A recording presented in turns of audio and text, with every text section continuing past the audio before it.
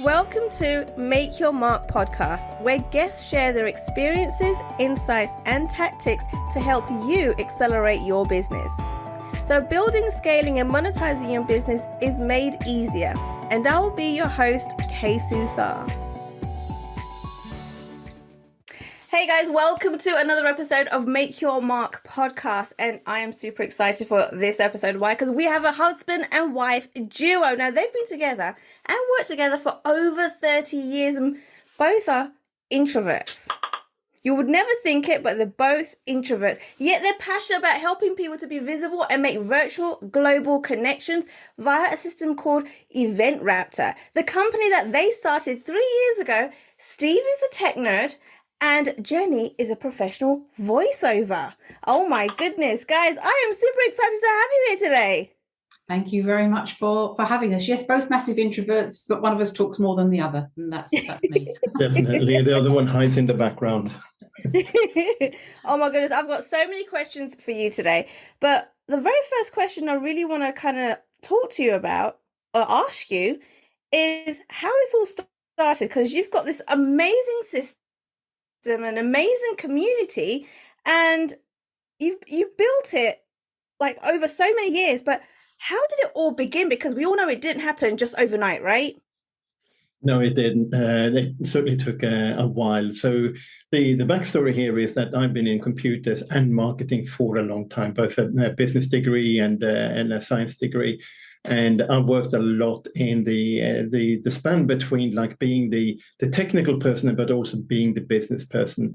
And through 2014 to 2020, I worked with a company where I saw the power of being on stage. You know, I was with a company that grew from 25 to 100 people. I was in charge of all of the technology, and the principal of the company used to go on stages, especially having their own 3-day sales events where they would generate millions of dollars during each of these events. And we used to do other events that every 2 months would generate $500,000 to $1 million for the company. And it came to a point where I said I want to do coaching and have more direct impact, you know, when I was working with people, rather than being in charge of a department in a company that was actually growing bigger and bigger, because my passion really is small businesses, it's solopreneurs. So when I started, this was in 6th of July of 2020, I knew I had to be on stages. So we created a virtual summit after just 8 weeks in business, right? Yeah. So you said something there. You said you started it in 2020, and then you knew 2020, when there was a pandemic, that you had to be on stages. Yeah. Okay. So many questions there. How does that even happen during a pandemic? But okay, carry on for now. I've got questions for you later on. That's absolutely fine. So we created this virtual event. It's a summit with 27 speakers over 4 days. And then I didn't have much to sell. I had a $497 6-week course. That was all I had to sell. But then whilst I was delivering that course to the people who bought during the summit, I then created a group coaching program. And I sold one of the group coaching programs to one of the people in my program, in the course. Then I did another summit with 37 speakers. And it was actually 40 hours of sessions. I had 3 sessions myself.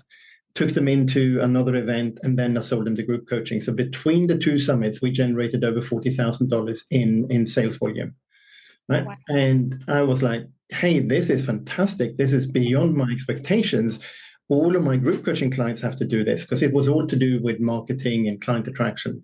And at the same breath, I had to say, but none of them can do this. It's going to cost them too much if they're trying to do it. It's going to cost them like $10,000 just to put on one event. They're not going to have any guaranteed results from that, and they wouldn't know how to execute it. So I sat down with Jenny and our son Jake and said, why don't we build a solution where our most non-tech group coaching client, a lady of 70 years old who had used computers for 2 or 3 years, where she would be able to run a virtual summit. And that's what we did. We launched in July of 2021. We had the first events being published on the platform, and now we're here in 2024 with hundreds of events on the platform, virtual summits, webinar meetings, etc., running there. That is awesome. Oh my goodness. Okay. So first question, how did you come about, right, with thinking, I need to be on more stages in 2020 when there was no stages happening then? Like, where did that kind of idea come from at that moment? Well, you have to consider this, that we actually live in Norway and the company I was working with is in the US. So all my working life there was virtual. And I had already seen the power of the virtual world. And then in July of 2020, obviously, you could see more and more how the virtual world had an impact. But also the company I was working with, they usually had an in-person event running in about June, but instead they did it as a virtual event in May. And they more than doubled the sales volume by going virtual.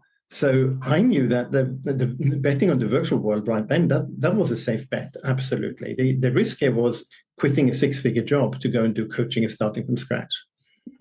Absolutely. Oh my goodness. Sorry, go ahead, Jenny. I was going to say, and because we've been in the virtual world for so long, obviously with my voiceover work, working with different countries and not, needing to meet people in person, we knew that visibility was super important, and having, the technical ability, but also realizing that more than ever, we needed that connection in an uncertain world where we weren't sure what was going to be ahead of us. We realized that the power of global community was super important. Yeah, I mean, Steve, like you were like ahead of most people, right? You already knew that this would work because of the circumstances that you were in, right? You were already doing it virtually. A lot of people were in scarcity. They had no idea what was going to happen, what to do, right? Well, now we're going to go virtual. How do you even do that? What is the systems you have to put in place and automations and all that kind of stuff? And so you were like, yeah, this is all we need to do because you've been doing it for years anyway, right? And so you were already ahead of the game, right? So what was that like when you went to reach out to people to tell them what you were doing during this time when everybody else was scared? Well, you have to remember that, excuse me, we only started really pushing the virtual world in the middle of 2021. And people already then had started going and doing a lot of meetings, a lot of events. So that, we were already a year and then about 3 months into to the pandemic.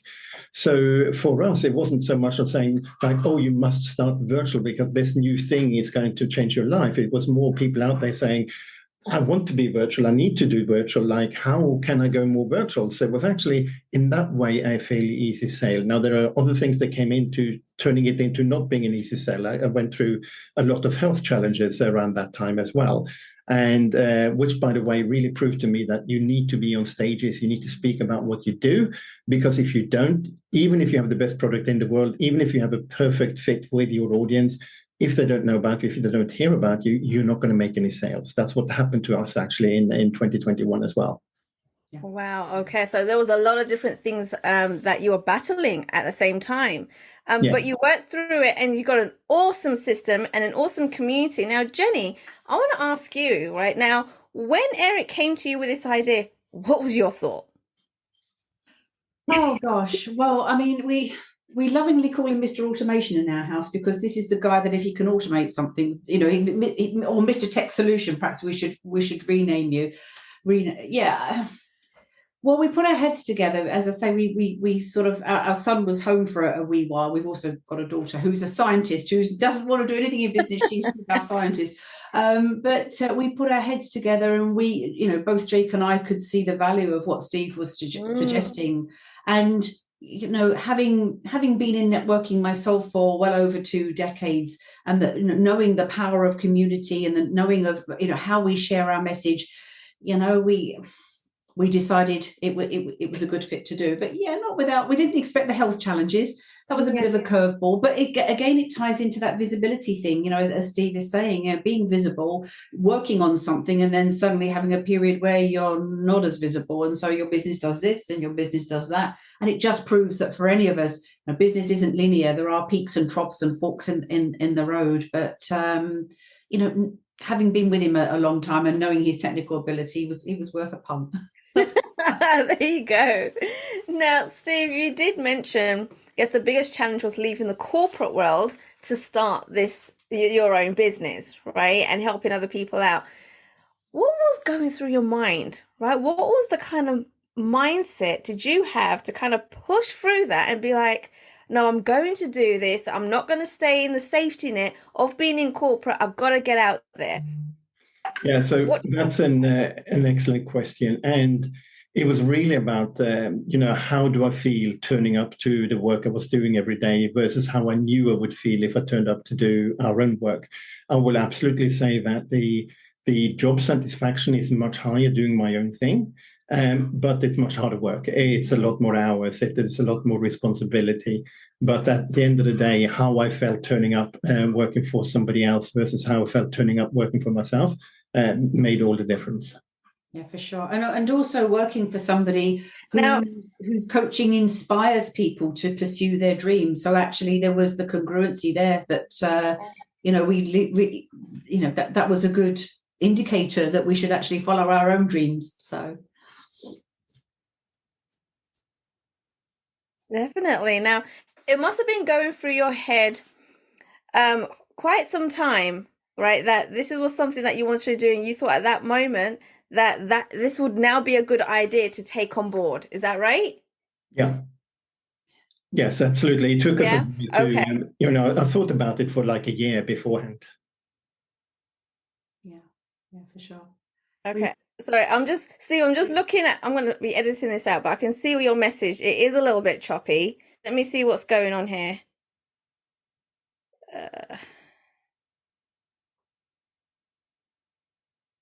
There's a little bit of a delay as well. Yeah. All right. Okay, I think we're back. Okay. Yes, I think we're back. Okay. So, I was going to ask you, all right, regards to the mindset stuff, now, a lot of people, a lot of listeners here, right, that listen to this podcast, fairly new, a few of them are new, right? And they're probably thinking about leaving their corporate world and starting a business, or they just have. And so, can you give us some tips around the whole mindset and actually going for what you dream of doing, right? Rather than staying in that whole safe area of the corporate world. What kind of things did you do?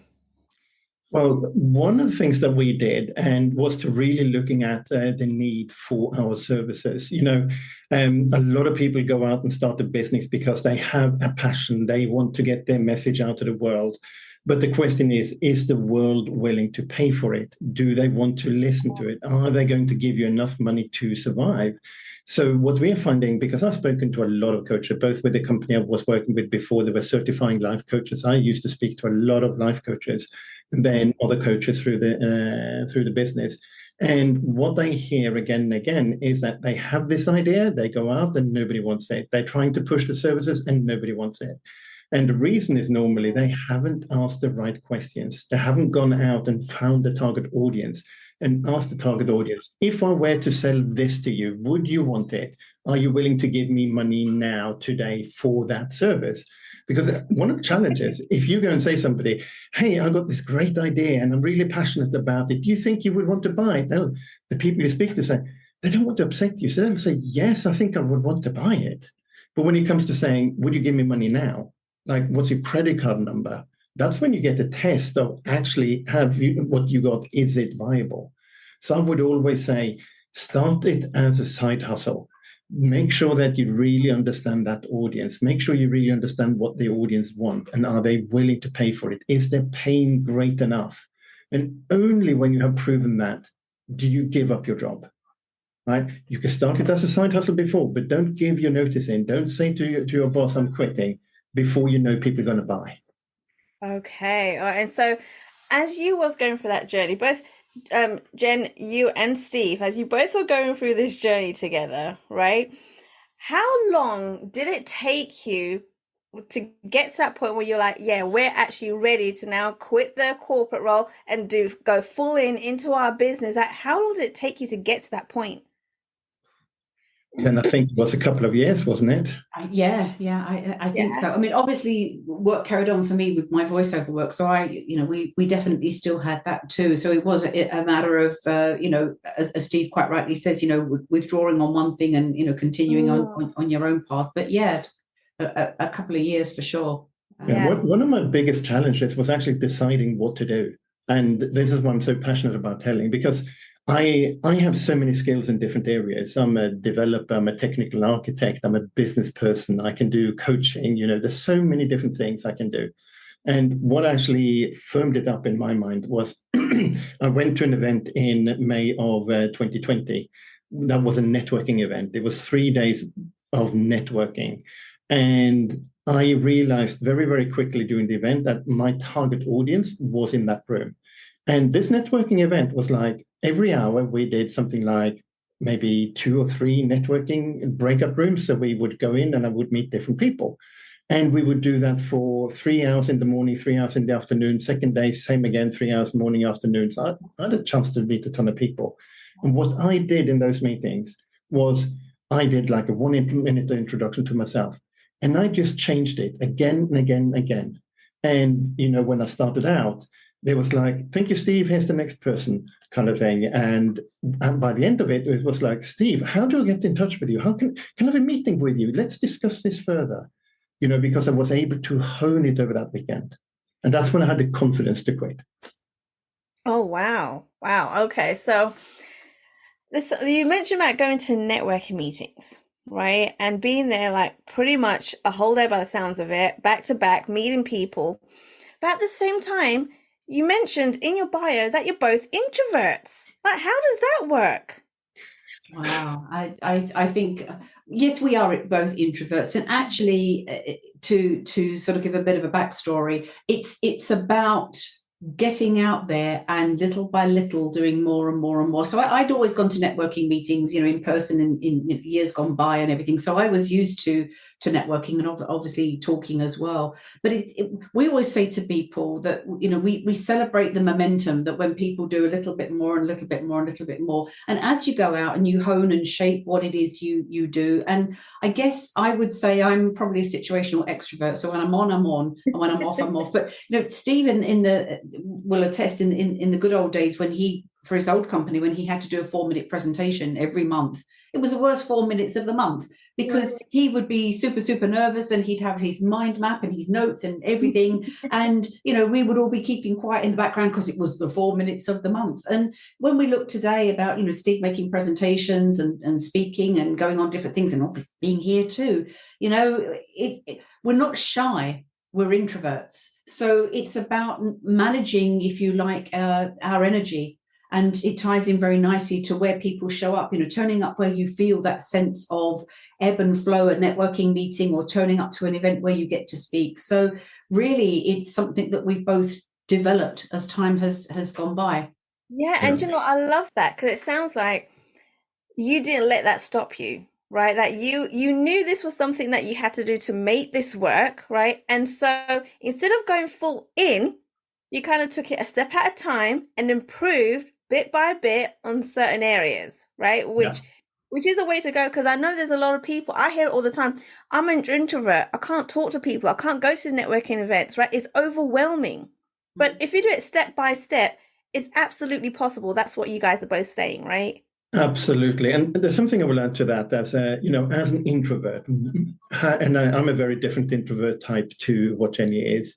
So if I go into a big meeting room and there's lots of people in there, I'll be the guy who stands by the corner, like one of the corners, or hiding behind a pillar or something like that, maybe going and getting a little bit of food from the buffet and going back and hiding behind a pillar.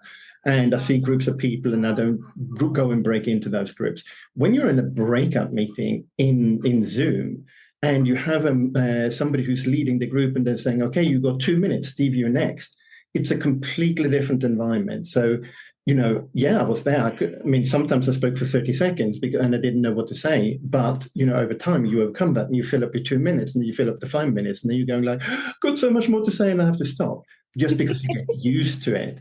But, for me, it wasn't so much when I was meeting people one-on-one in that forced environment. That worked really, really well. For me, it was speaking to large groups of people, especially if I knew the people. For me, for whatever reason, speaking to people when I didn't know them was less intimidating than if I knew them. Interesting. But, yeah. And also with networking, I would say that it's important, whether you're an introvert or an extrovert, is actually to have a message that lands and resonates with people and to deliver it in a way that you feel confident. Because even in these little Zoom windows where people say, oh, it's not the same as being in person, you can see people's micro expressions, and you can see when something comes out of somebody's mouth and they're comfortable with it, their body language leans into it and they become super compelling. But so many people try to be what they think is needed rather than actually look at their message and how do they tell people what it is they do. So that's the important thing, is working on that, and actually then looking at what that looks like. You get to speak at a networking meeting for a minute. What about if it's 2 minutes? Oh, there's an opportunity for 5, or there's an opportunity for even 10 at a networking meeting. Can you do the little bit in the middle, through to how you would speak on a stage? So it's a bit like Lego blocks, if you like. What I can say this for 1 minute, I can add that and that for 5 minutes. So looking at all those different aspects that you can add and subtract to give an overview of what it is you do, who it is you serve, and how people can help and support you, and you help and support them. Absolutely. Now, I have to ask this question, okay, because I know a lot of people probably going through it. And so when you both decided this is the direction you're both going to take, did your friends and family think you guys were absolutely mad in doing this? I would say probably our families knew us well enough already to going, they're just doing something new now. We're the mavericks in the family. So typically, everybody in our family, we only have a very small family, everybody in our family has jobs. They go to work or they come back from work, and that's what they know. We have, from a long time ago, we have always done our own thing. So we've always been the maverick. So this would be a kind of like, well, they're just doing what they always do kind of thing. So, and, to be honest, we as long as our kids are on board, which of course they were, that was all that really actually mattered to us at the end of the day. Oh, okay, that's awesome. Now, I want to speak a little bit more about Event Raptor. Right now, Steve, you mentioned that you created this because there's a lot of technicalities going there. A lot of people trip up, right? And so you've created this to make it a lot easier. So what does the entire system entail? Like, what can people expect from it? So we have 2 elements to Event Raptor. One is the virtual event management part of it, and the other one is an all-in-one CRM system. Because what we are saying is that, okay, why are you doing a virtual event? We always say, start with the end in mind. What is the purpose of holding a virtual event? Why do you want to hold a summit? And in 90% of the cases, they say, because I want to sell my service, I want to sell my product, especially high-ticket services.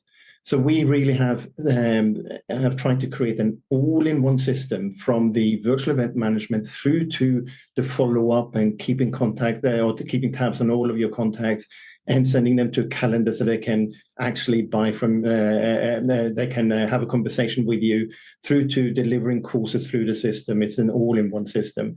But if you're focusing on the virtual event management system, what that allows you to do is to create an overview of what your event is.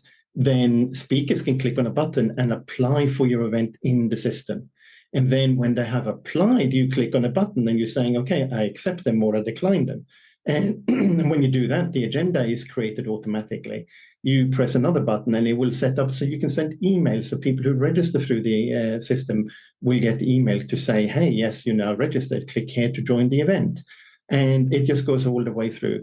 So the purpose of this is to remove all of the technical difficulties, challenges that you would occur, that you would come across, and just make it super easy. So, for instance, we have created a virtual summit with about 20-odd speakers, and set up all of the emails to go out, the reminder emails, including 10 minutes before each session, sending out and saying, hey, here's the next speaker, here, what are going to talk about, through to the agenda with the VIP gifts on there, the VIP checkout and everything. We did that in less than 10 hours. Oh, wow. Less than 10 hours. And I've spoken to somebody who spent over 150 hours and put the business on hold for 3 months so they could do their virtual summit, because it took so much time and effort to coordinate it all. So our system just automates it, and including if you're having your speakers promoting, it will keep track on how well are they promoting, how many people have signed up. So you can send out leaderboard emails automatically through our system as well. So we really try to think about everything. And here's the key thing. We do summits ourselves in the system. We're probably going to run maybe 5 or 6 summits this year. So we're using it so often that every time I go like, I have to do this manually, I will tell my team and we'll work together to make it automated. So, I love that. yeah. I love it. You're doing it so often, and so you can really tweak it and know where the improvements need to be made to not only help yourselves, but to help all your clients too. I love that. Yeah. Now, when you kind of take your clients through a system, right, and kind of show them, or actually, are you showing them or are you doing it for them, first of all? So we have 3 types of customers. The one customer wants to do it all themselves. So we have some videos that shows them what to do, and they go off and they do it all themselves. Then we have the kind of customer who comes to us and saying, I need a little bit help and support. So we have some conversations with them. We give them some guidance. We also have videos that says, hey, here's what we think works really well if you're trying to run a summit and you want to monetize it. We did one summit where we had $24,000 in sales from the summit itself. And over a 2-year period, it generated over $50,000 in sales for us. So, we know a little bit about how to do that. Then we have the third kind of customer who comes in and says, I really don't want to do any of this. Please do it all for me. And that's when we get into doing the copywriting and setting it all up. And we go in when a speaker submits their information, we go and edit it and tweak it and remove things that are not supposed to be there, everything that they want us to do. Okay, and now you said the magic word there. You do the copywriting, because I know there's a lot of people that don't know how to do copywriting. That's a big thing, right? Languaging and marketing and all that good thing. So the fact that you do that as well is a huge thing, a huge task, right? As well as doing it all the technical side of it as well. And so do you actually show your clients as well how to set up, how to manage, how to do the whole event themselves, or whether it's a day event, 2-day event, a 3-day event? Do you kind of organize all of that side of things as well? So at the moment, we have what we call the 6-figure virtual summit program. So as long as you have a coaching program or something you can sell for $5,000 or more, you can join the program. And what we do here is that we're doing a 12-week coaching program where we are showing you everything that you need to think about. So we teach you everything. Then we apply everything in the program together with you. So it's a done with you program there where we're working with you to create the theme and the topics, the kind of speakers, who's your target audience, what is your offer. And then we have the done for you when we actually execute the summit for you as well. And for that, we charge, by the time you've done your first summit, we charge $2,500. But if you're in the program, we guarantee you're going to make $100,000 by being in the program. And you only pay us $10,000. You guarantee that? We guarantee that. 100 that. Oh my goodness. I'm mind blown already. Oh my goodness. Okay. All right. So this is freaking awesome.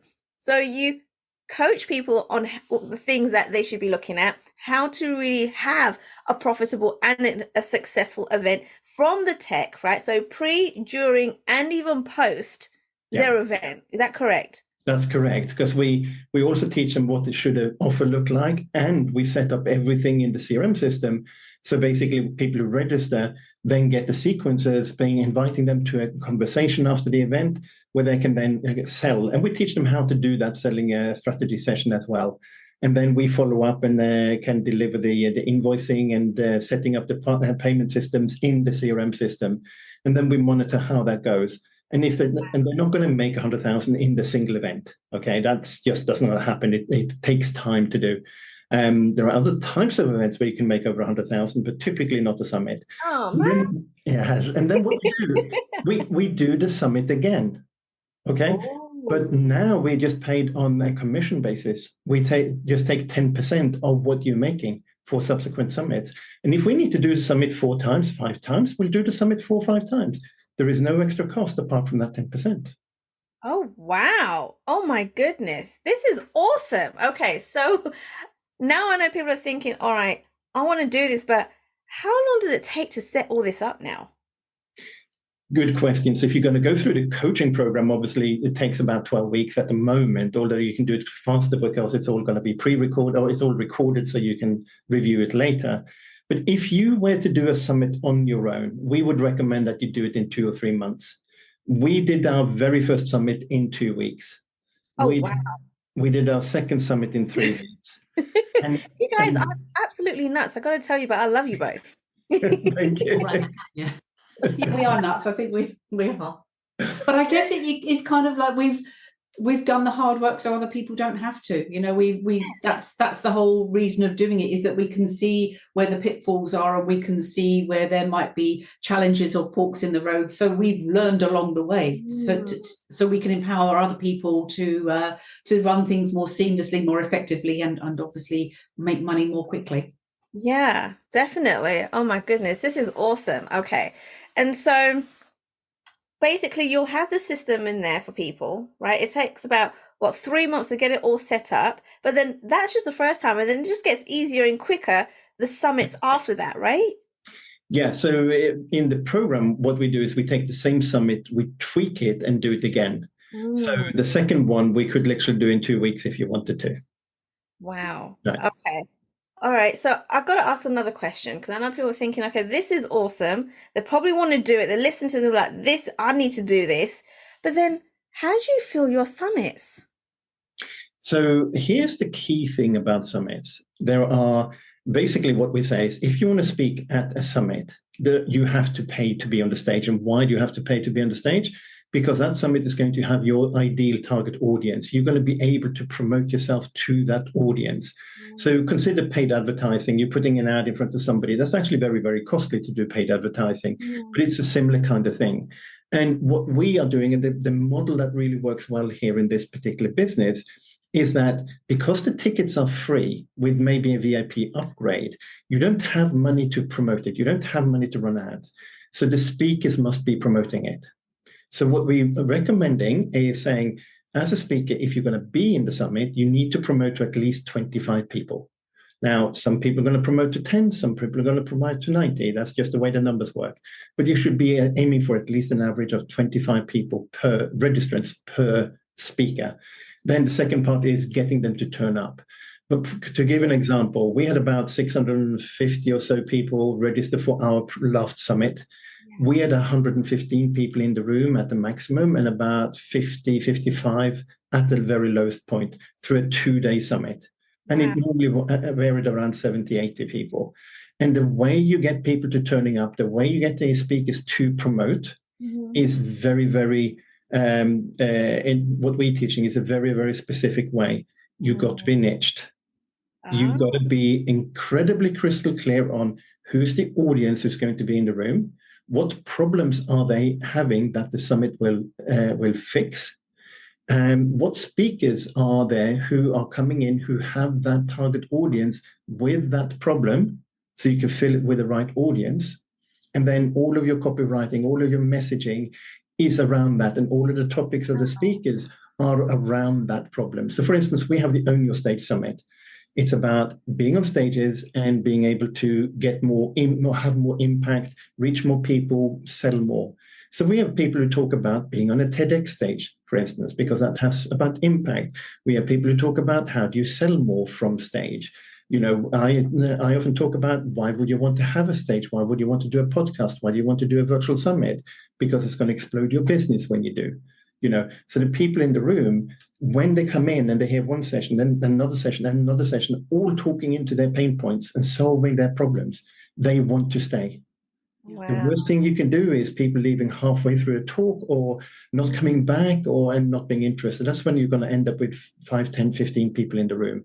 When you have that really pinpoint, really sharp targeting of everything, that's when you're going to end up with 30, 40, 50, 100 people in the room. Yeah, it ties back into that specificity thing. The first time we started running events and you ask for speakers, you can get a plethora of loads of speakers saying, I'm a great speaker, can I speak on your event? And the hardest thing is to say to somebody who is a great speaker, you are wonderful, but no. And the reason is because what you're speaking around isn't relevant to this event.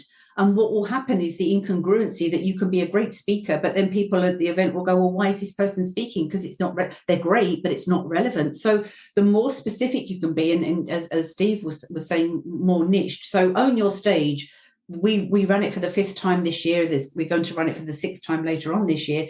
People know what they're getting. It's all around the business of visibility in your business, speaking in your business, and whether that's the TEDx stage or selling, or what does it look like to tell your story. So there's a real mix of different speakers, but they're all speaking about the same thing. So it's a bit like a box of chocolates. You know what you're going to get, but there's just different flavors around. So that's when people know, when they see one of your events, it's a no-brainer. It's one of their events. I know what they do. I know it's not a waste of time. It's always good stuff. And that's what has people coming back, because they know the stuff that you put on is relevant, and it's, you're not going to be sitting there for hours trudging through stuff that is boring and not inspirational. And very much so with our events, we say to people, please, we need there to be an educational component. So please teach something so that people can implement immediately. But and also, what's a huge privilege for us is that the speakers that have spoken thus far, not only do they share their nuggets of wisdom, they interact with attendees afterwards. So there's always great questions and answers, but also we love it when they share their journey too. So often we look at speakers, or people will look at speakers and think, oh, well, look at them, they're super duper successful. I see them everywhere. And then they tell their story. And you can literally see people's noses pressed against the screen, because they didn't expect that from a six-figure speaker. Somebody has shared their challenges, their hardships or whatever, and it just inspires people. And, so much so that, often Steve and I are at our own events and we're listening and we're thinking, oh, crikey, we should be doing something now, because, it's coming up to the end of changing. But again, we're just as inspired as other people are, because you get that mix. So the specificity is everything. And it's about saying to great speakers, saying, we love you. This is not for you, but we have events on our system. We have a Facebook group with events. Let's help you towards an event that really is ticking the right boxes for you, where the audience will just love what you're going to be speaking about. Now, do you know what? This is awesome. The reason why, because I wasn't expecting none of these answers, right? I thought you were going to say something like, send out reminders, make sure you send out text messages, maybe do a WhatsApp campaign, do all these reminders. But you both said something completely different, right? And it's just about niching down, and it's your messaging, right? And making sure that it's attracting the right people to your event. Yeah. That is super cool. That is super cool. Now, I know at this point, people are thinking, oh my goodness, I need to connect with these two duos. They are amazing. So where can they go to learn more about both of you, to learn more about Event Raptor and get involved? Well, I will ask you here, Keith. Do you want us to give you an affiliate link, or shall I just promote the website generally? Yeah, we love affiliates, by the way. Yeah. Let's do affiliate links. Okay. Then the best way will be, when you're asking where to go, I will just say, on this page you will find a link. Click on that link, and we'll take it from there. All right then. All right. Perfect. So, do you want to do that now? I can do that now. Yeah. All right, let's do that now. All right. 1, 2, 3. So the best way is simply to look on this page where you're finding this podcast, and you will find a link there that will take you to our website, and you can connect with us from there. Perfect. Okay. Did you want to mention the link? The link... Or is it a really long link that you can't mention it? It's a slightly long link. Unless we create something like a bit.ly link or something, but it would take me a minute to create. That's fine. So what I'll say to people is, all the links are in the show notes. Make sure you scroll down. Yeah, and we can also, if you want to, when you do the editing, you can put a short link on the video itself, so it's there too. Yes, absolutely. I can totally do that. Yeah. There's also links to things like the Facebook group and Speaker Connections. I don't know whether you want those links or... We can create another page for it, but we'll sort that out afterwards. Yeah, okay. So let me just finish this off and just let them know, okay? Yeah. All right. So guys, just to let you know, all the links will be in the show notes. So if you've missed it, please go have a look at the show notes below, scroll down, and make sure you go ahead and connect with the amazing Jenny and the amazing Steve, because you're going to be learning so much from them. Oh my goodness, guys. Thank you for coming onto the show. So many golden nuggets in such a short amount of time. Thank you so much for asking us. Always delight hanging out with you, Kay. Absolutely. I feel like I can speak to you forever. Likewise. It's been a pleasure, Kay. Thank you. Thanks for listening to Make Your Mark podcast at www.makeyourmarkpodcast.com. Make sure you hit that subscribe button so you get this and every other episode that comes out. We have lots of great stuff coming, so make sure you hit subscribe so you don't miss it. And thank you in advance for all the reviews and comments. I appreciate it so much. And I look forward to serving you in next week's episode.